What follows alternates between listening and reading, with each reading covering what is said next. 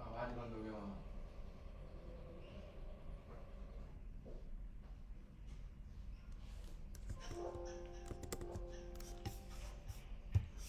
यहाँ दिक्कत तो साउंड साउंड का इशू आ रहा है।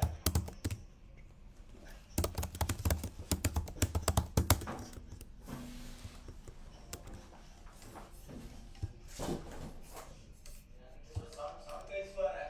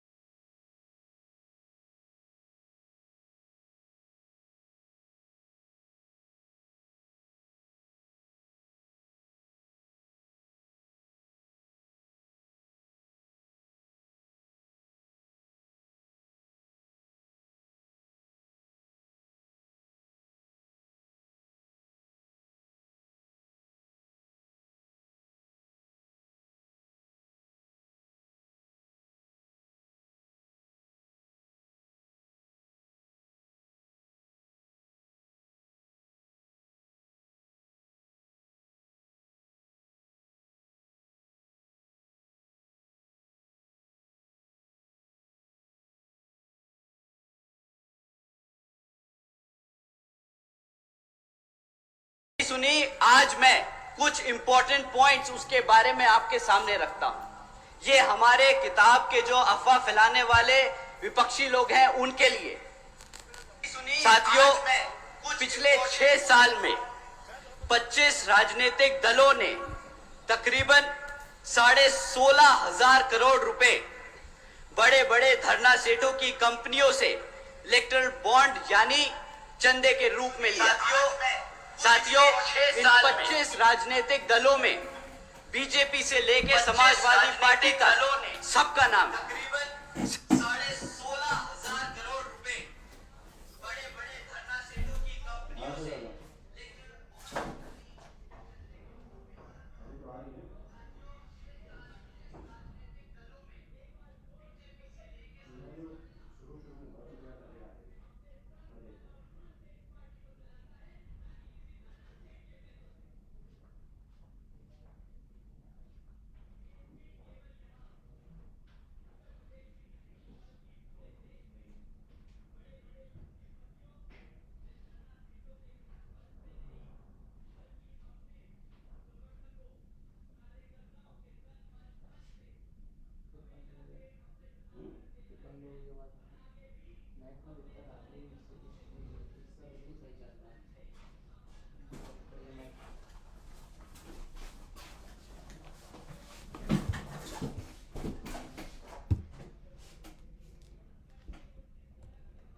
से हमारी पार्टी को तोड़ने के लिए लगाए गए हैं। इस पे हम आगे जाके थोड़ा सा और बात करेंगे, परंतु अब लोकसभा आम चुनाव में ये पार्टियां फिर आपके बीच में आके आपसे झूठे मूठे वादे करेंगी।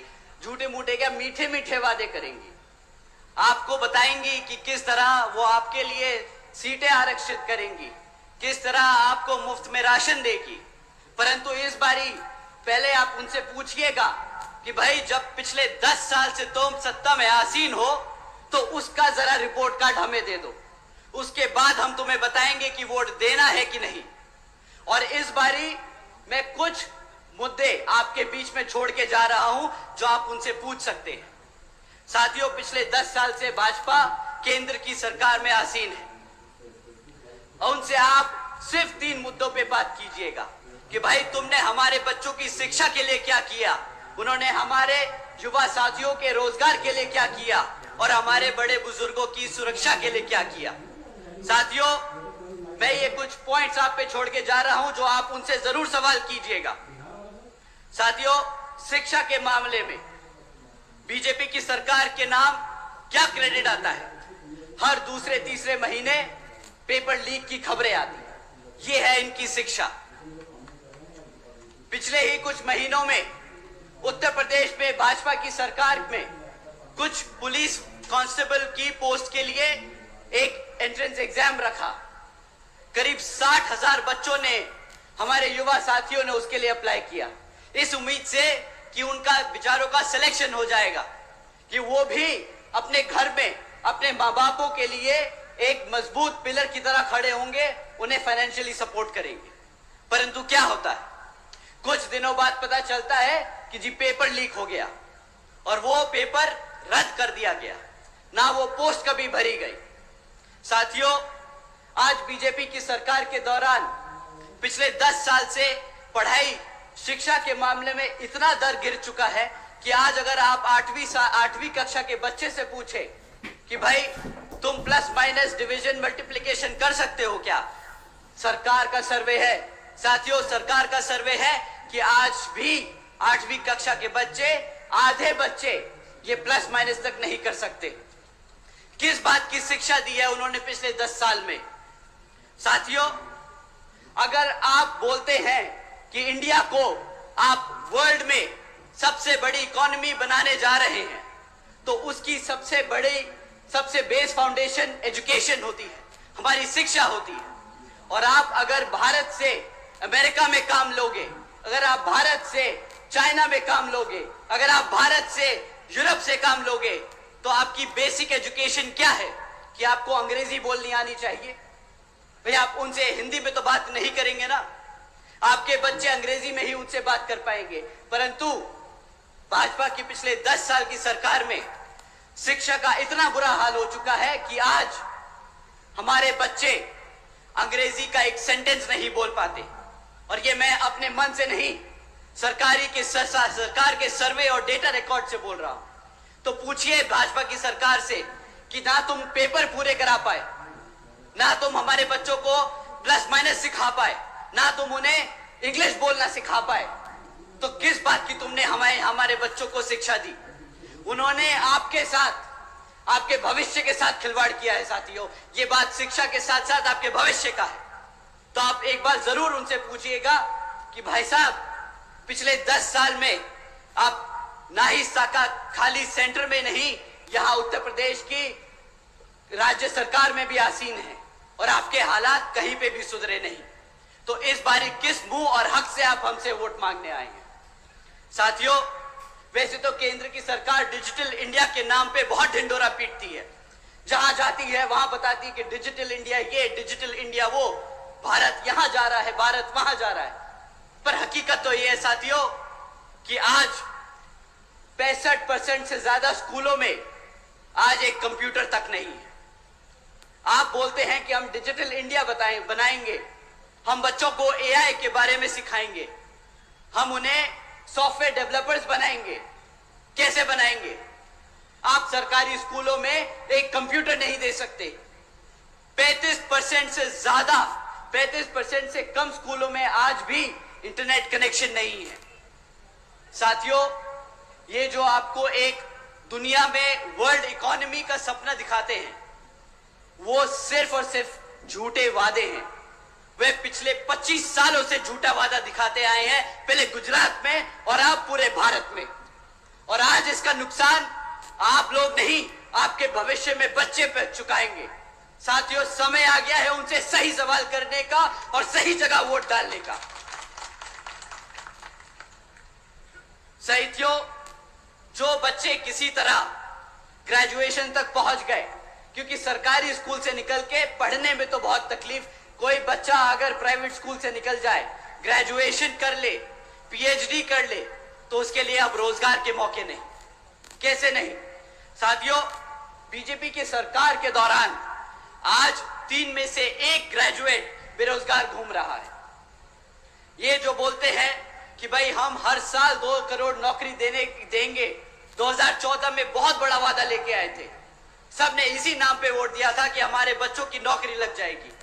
आज 3 में से 1 बच्चा बेरोजगार घूम रहा है। साथियों, बेरोजगारी का इतना बुरा हाल है कि पिछले कुछ दिनों में ऐसी खबरें सामने आई हैं जो आप सुन के हैरान होंगे। मैं एक हेडलाइन आपके सामने पढ़ता हूं। 90,000 से ज्यादा पीएचडी स्कॉलर्स, इंजीनियर्स और ग्रेजुएट्स ने एक क्लास 4 की नौकरी के लिए अप्लाई किया। ओपनिंग कितनी थी? 1000 पोस्ट एक क्लास 4 की नौकरी के लिए। पीएचडी स्कॉलर्स अप्लाई कर रहे हैं, ग्रेजुएट्स अप्लाई कर रहे हैं। ये है पिछले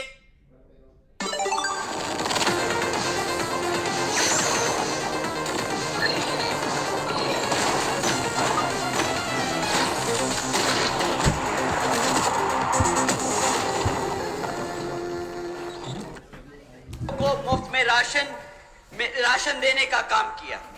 उन्होंने ऐसी स्कीम चलाई मुफ्त में राशन देने की कि आज 80 करोड़ लोग भारत के वो स्कीम के अंदर उसका फायदा उठा रहे हैं। साथियों, केंद्र की भाजपा सरकार जो बड़े चौड़कर बोलती है कि मित्रों, आज बीजेपी की सरकार ने 80 करोड़ से ज्यादा देशवासियों को मुफ्त में राशन देने का काम किया है, परंतु ये कोई इनसे पूछे कि भाई जो 80 करोड़ लोगों को तुमने मुफ्त में राशन देने का काम किया, इसमें इतना चौड़ने की क्या बात है? वो मुफ्त में राशन इसलिए तुमसे ले रहे हैं क्योंकि तुमने उन्हें रोजगार नहीं दिया है। पिछले कई सालों से तुम 2 करोड़ नौकरियों का वादा करते रहे और बताते रहे कि कितनी नौकरियां हैं। अगर नौकरियां होती तो क्या 80 करोड़ में से लोग भारत के आपके मुफ्त राशन पे डिपेंडेंट होते क्या? बताइए साथियों। और सबसे बड़ा धोखा, इस 80 करोड़ जनता को मुफ्त में राशन देने का हमारे टैक्स पेयर पे 2 लाख करोड़ का टैक्स बर्डन पड़ता है। ये खर्चा आपके टैक्स के पैसे से दिया जाता है। अब एक बात सोचिए, 2 लाख रुपए ये केंद्र की सरकार 2,500 रुपए 3,000 रुपए महीना राशन देने में खर्चती है। अगर ये आपको 20,000 रुपए की बेस नौकरी दे देती तो आज भारत की तरक्की 2 लाख के खर्चे से नहीं 20 लाख करोड़ के फायदे से होती। इन्होंने सही मायने में 2.5 लाख करोड़ का चूना नहीं लगाया अपनी जनता को, इन्होंने 20 लाख करोड़ का नुकसान किया है अपनी आवाम का। साथियों, सुरक्षा के मामले में इनके ऊपर कोई टिप्पणी ना ही करे तो अच्छा है। मैं इनके बस एक नोटिस के बारे में आपको बताता हूं, वो आपको इनकी सेफ्टी सिक्योरिटी के बारे में सही तरीके से समझा देगा। यहां के मुख्यमंत्री जी एक दिन नोटिस जारी करते हैं कि आज से लड़कियों को शाम को 8 बजे के बाद से प्राइवेट इंस्टीट्यूट्स में क्लासेस लेना मना है। क्यों? क्योंकि वो अपने बच्चियों की सुरक्षा नहीं कर सकते। अब साथियों, जो ऐसी गाइडलाइंस पॉलिसीज इशू करे, उसके राज्य में, उसके रहते हुए इस प्रदेश में कौन सी बेटी सुरक्षित होगी? आप अगर अपने बेटी बच्चों को सुरक्षित नहीं रख सकते तो आप क्या हमारे बड़े बुजुर्गों को सुरक्षित रखेंगे? साथियों, ये लोग गर्व करते हैं, इनको बहुत अच्छा लगता है जब इनको लोग बोलते हैं कि ये बुलडोजर की सरकार है। इन मूर्खों को पूछो कि अगर बुलडोजर की सरकार से चीजें टूटती हैं तो तुम्हें वहां सत्ता में बिठाने का काम इस जनता ने जो किया था, यहां पे इस प्रदेश को बनाने के लिए किया था, ना कि तोड़ने के लिए। इन लोगों में इतनी भी समझ नहीं कि बुलडोजर का सरकार का किताब लेके गर्व की बात नहीं, ये शर्मिंदगी की बात है कि जो तुम पे ये पूरी आवाम ये आरोप लगा रही है कि तुम बुलडोजर की सरकार हो।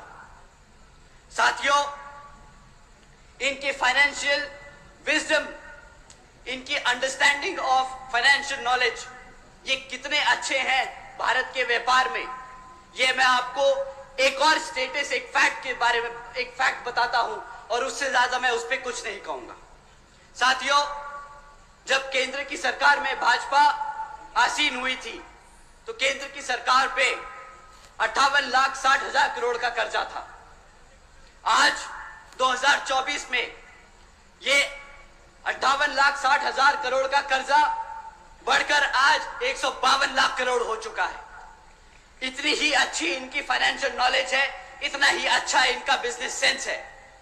ये इंडिया को भारत देश में एक लार्जेस्ट $5 ट्रिलियन इकोनॉमी की बात करते हैं।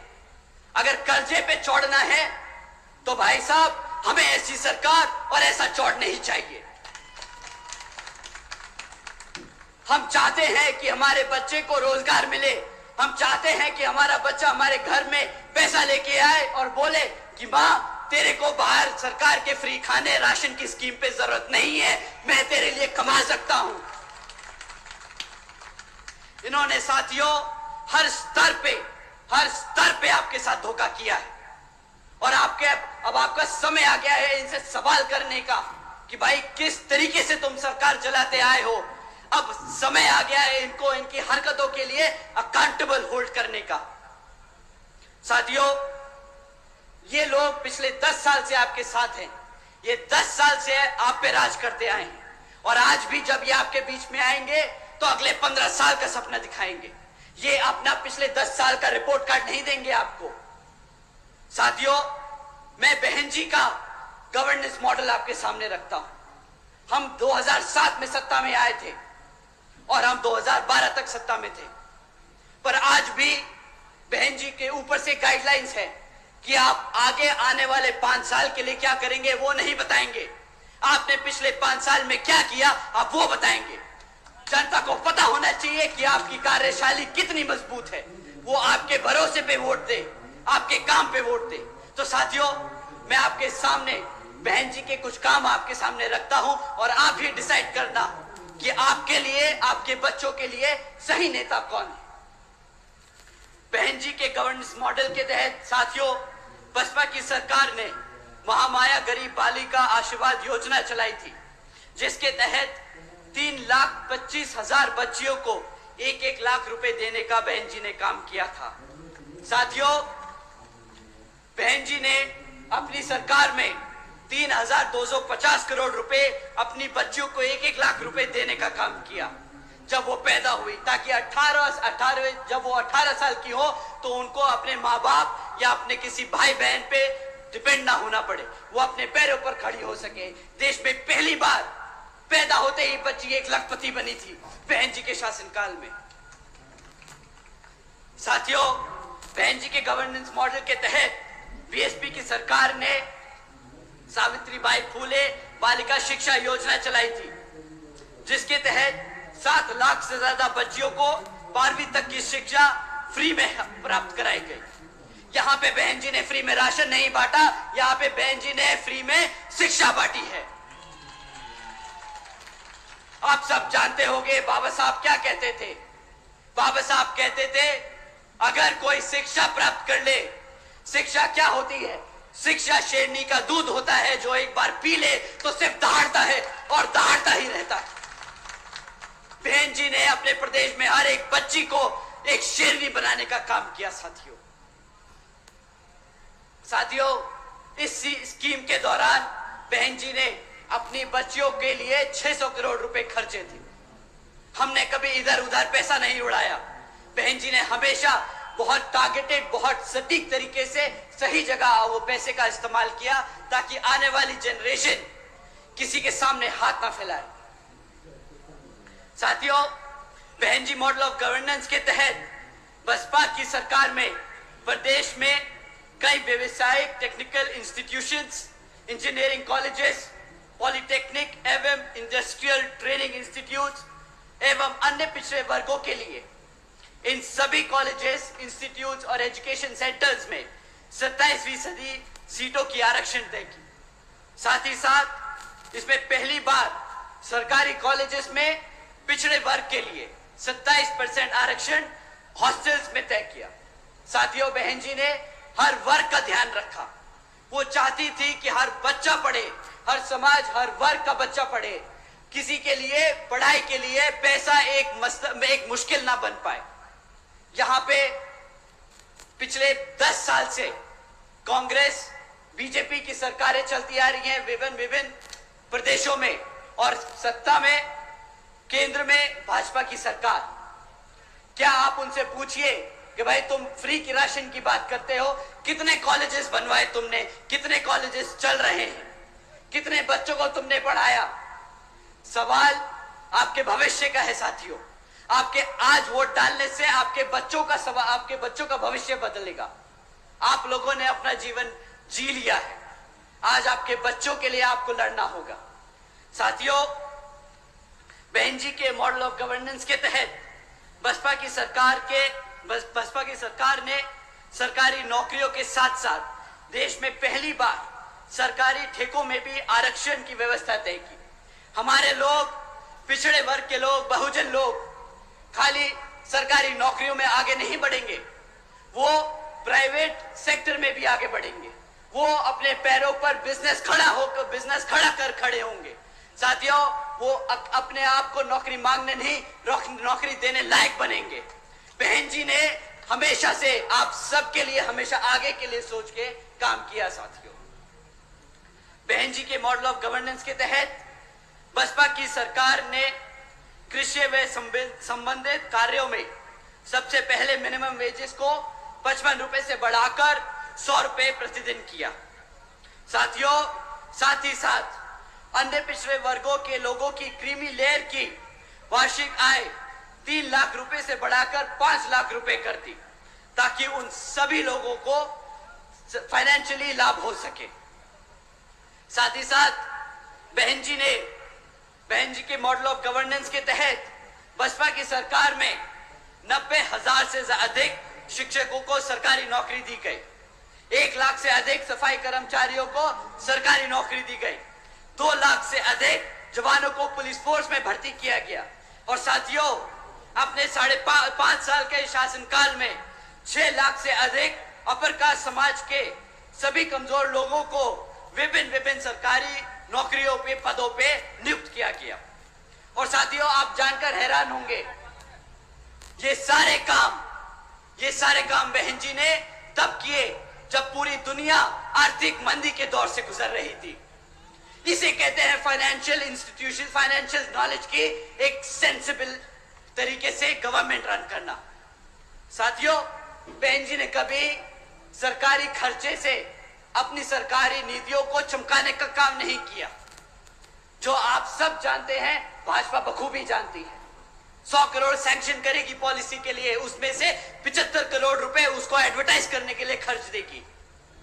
बहन जी ने कभी ऐसे काम नहीं किए। उन्होंने आपके टैक्स के कमाए हुए पैसे को बखूबी समझा कि वो कितनी मेहनत से कमाया जाता है, और सब जगह वो बांटने का काम किया, क्योंकि वो हमेशा से चाहती हैं कि बाबा साहब और मान्यवर साहब श्री काशीराम जी के सपनों को वो इस प्रदेश में नहीं बल्कि पूरे देश में लागू करके उनके सपने को पूरा कर सके। साथियों, मैं दिल से ही नहीं बल्कि दिमाग से भी आपसे बोलूंगा कि काम ले इस बारी। दिल से आदमी भावुक होके बोलता है, भावुक होके एक्शन लेता है। कभी लगता है कि यार मेरे समाज के, मेरे परिवार के, मेरे दोस्त यार के यहाँ घटना हुई तो मैं भी उसके साथ जाके खड़ा हो जाऊं, मैं भी आंदोलन करूं, मैं भी पुलिस से झगड़ूं, मैं भी एसपी और डीएम से लड़ूं कि उसको न्याय मिलना चाहिए। साथियों, ये भी तरीका होता है, बट ये कभी बीएसपी का तरीका नहीं रहा।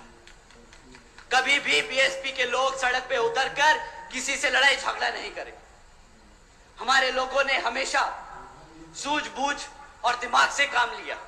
बहन जी ने हमेशा समझाया कि साथियों, सड़क पे उतरकर झगड़ा कर आपको आपके लोगों के लिए न्याय नहीं मिलेगा। आपको अपने समाज के लोगों के बारे में और अपने समाज को जागरूक करके वोट डाल के अपने लोगों को तख्ता में बिठाकर उन लोगों के लिए न्याय मिलेगा।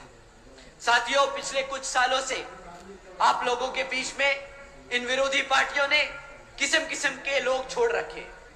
अब नाम लेके उनको बताना क्या, उनको हवा देने की कोई जरूरत नहीं, पर वो आप लोगों को कुछ इस तरीके से भटका रहे हैं, वो मैं काम आपके सामने रख देता हूं और आपको बोलता हूं कि आपसे विनती करता हूं कि उनके चक्करों में ना पड़े, क्योंकि एक बार आप उनके चक्करों में फंस गए तो फिर वहां से निकालना बहुत मुश्किल होगा। साथियों, यह आदमी अपने आप को मसीहा बताता है। यह आदमी कहता है कि मैं सड़क पे उतरूंगा अपने समाज के लिए, आंदोलन करता है, झगड़ता है, लड़ता है, हमारे युवा साथियों को लेके पहुंच जाता है। फिर क्या होता है? हमारे युवा साथियों पे मुकदमे होते हैं और जैसे ही मुकदमे होते हैं वे बेचारे ढूंढते फिरते हैं कि भाई साहब हमें बचाओ। वो आदमी फिर यहां से छोड़ के दूसरी जगह भाग जाता है, वहां पे आंदोलन करता है और इस कारवां में हमारे सभी युवा साथियों पे मुकदमे दर्ज कराता जा रहा है। अगर आप पे एक बार मुकदमा दर्ज हो गया साथियों, तो सरकारी नौकरी मिलने में मुश्किल हो जाएगी, रोजगार मिलने में मुश्किल होगा। ये आपको आज गरम खून नहीं दिखा के, इमोशनल करके आपको सड़कों पे ले जा रहा है और बाद में फंसा रहा है। साथियों, सड़क पे लड़कर आपको वोट, आपको आपकी ताकत, आपको सत्ता में आने का मौका नहीं मिलेगा। आपको अपने समाज को जागरूक करके, अपनी पार्टी को मजबूत करके उसको सत्ता में लाकर न्याय और रोजगार मिलेगा। साथियों, ऐसे नहीं मिलता रोजगार, ऐसे नहीं मिलता न्याय।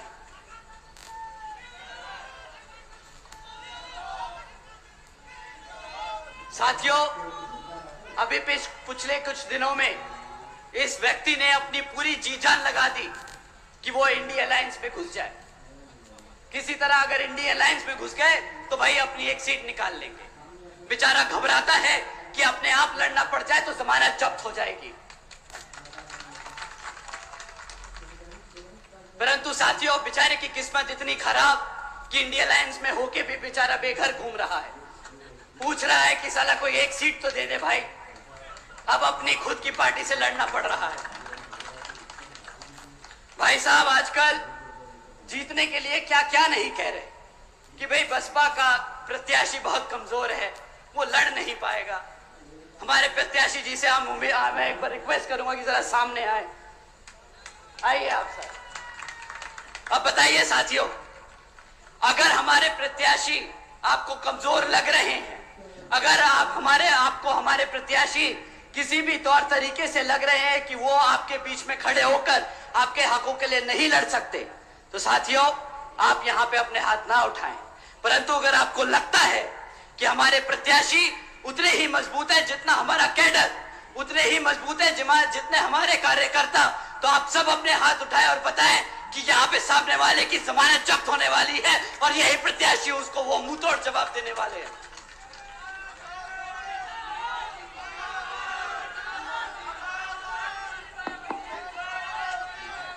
सुरेंद्र पाल, तुम आगे बढ़ो। सुरेंद्र पाल जी आगे बढ़ो। सुरेंद्र पाल जी आगे बढ़ो। साथियों, वो ऐसी ऐसी बेतुकी बातें करता है कि अब उसकी और बातें करेंगे तो हमारी बेइज्जती हो जाएगी। तो अब हम इससे आगे बढ़ते हैं। साथियों, जैसा कि आप जानते हैं कि अब लोकसभा आम चुनाव हो रहे हैं, तो ये किसी भी तरीके के हथकंडे अपनाएंगे, झूठी अफवाह फैलाएंगे। ये बेचारे नीला पटका पहन के आएंगे।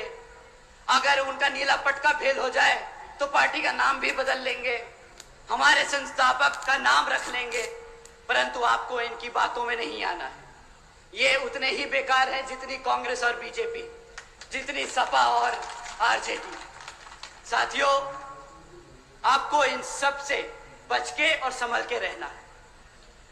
ये बहुत जरूरी है कि आप लोग अपने पार्टी के मूवमेंट को मजबूत करते चले और लोगों में आपके कार्यकर्ता, आपके प्रत्याशी के बारे में सही बातें आगे रखते रहें और सबको बताते रहें कि आपको इस बारी हाथी के सामने वाला बटन दबाकर यहां पर बहन जी के हाथ मजबूत करने का काम करना होगा। साथियों, आगे की 3 लाइनें मैं वो बोल रहा हूं जो बहन जी ने मुझसे बोला लिखा बोलने को। साथियों, ये मैं बहन जी के शब्द आपसे दोहरा रहा हूं। बहन जी ने कहा कि उनकी खास तौर से आदरणीय बहन जी की अपील है कि इस समय देश में हो रहे लोकसभा आम चुनाव में आप सभी लोगों को हर मोर्चे पे सावधान रहना होगा। आप लोगों का वोट बहुत कीमती है। आपका वोट कोई खरीद ना सके, आपका वोट कोई लूट ना सके, आपका वोट कोई किसी तरह कब्जा ना सके। साथियों, जाति बिरादरी, धन बल, मंदिर मस्जिद या किसी भी विभिन्न आदि के नाम पर कोई स्वार्थी अपने जाल में फंसाकर आपका वोट का कोई दुरुपयोग ना कर ले, क्योंकि देश के हर एक महिला पुरुष व सभी युवा साथियों को आदरणीय बाबा साहब डॉक्टर भीमराव अंबेडकर जी के दिए हुए इस वोट की ताकत को आप ज़ाया ना करें। साथियों, अब अंत में मैं अपनी बात खत्म करने से पहले मैं आप सभी को अपने महान सभी संतों, गुरुओं व महापुरुषों को, जिसमें खासकर महात्मा ज्योतिबा फूले, छत्रपति शाहू जी महाराज, नारायण गुरु, पेरियार रामास्वामी जी, बाबा साहब डॉक्टर भीमराव अंबेडकर जी एवं मान्यवर साहब श्री काशीराम जी को नमन करता हूं। आप सभी का मैं एक बार फिर से दिल से धन्यवाद करता हूं कि आप सब आज इतनी बड़ी संख्या में यहाँ इकट्ठे हुए और यहाँ पे हम सबको सुनने आए। तो आप सभी का मैं तहे दिल से धन्यवाद करता हूँ। यहाँ मौजूद सभी मीडिया बंधु, हमारे बीबीएफ के नौजवान साथी, हमारे स्टेट के कमेटी के सभी जिम्मेदार पदाधिकारी एवं कार्यकर्ता गण, आप सभी का भी मैं तहे दिल से धन्यवाद करता हूँ। और साथियों, आने वाले लोकसभा आम चुनाव में आप हाथी वाले निशान के सामने वाला बटन दबाकर यहाँ बीएसपी को विजय बनाएं और बहन जी के हाथ मजबूत करें। जय भीम, जय भारत। बहुजन समाज